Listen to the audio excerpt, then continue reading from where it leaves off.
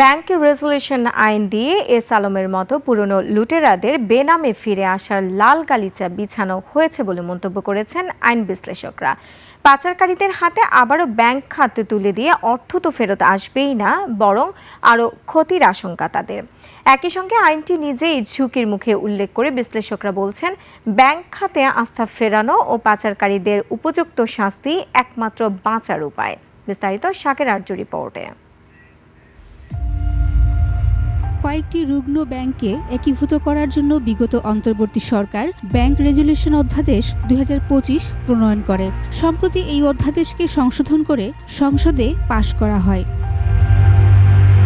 এরই পরিপ্রেক্ষিতে শনিবার রাজধানীতে সংশোধিত ব্যাংক রেজুলেশন আইন 2026 আবারও ঝুঁকির মুখে ব্যাংকিং খাতের শৃঙ্খলা শিরোনামে আলোচনার আয়োজন করে ভয়েস ফর রিফর্ম।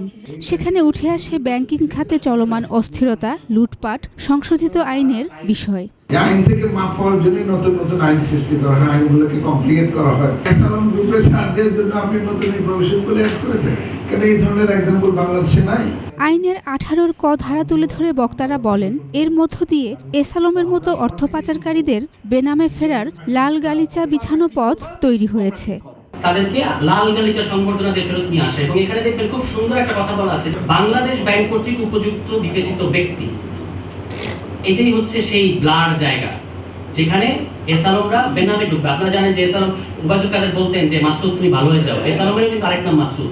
এসালম যদি মাসুদ নামে আসে আপনি কি করবেন? 10 বছর আগে যারা শেয়ার লুজ করেছে তাদের আসার কিন্তু উইন্ডো ওপেন করা হয় না। এটাও আরেকটা প্রতারণা, আরেকটা ব্যাপক অত্যন্ত নিম্নমানের চালাকি করেছে সরকার।